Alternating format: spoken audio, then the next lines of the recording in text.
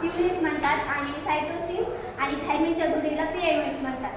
आणि at the side of energy sugar attach to the nitrogen base.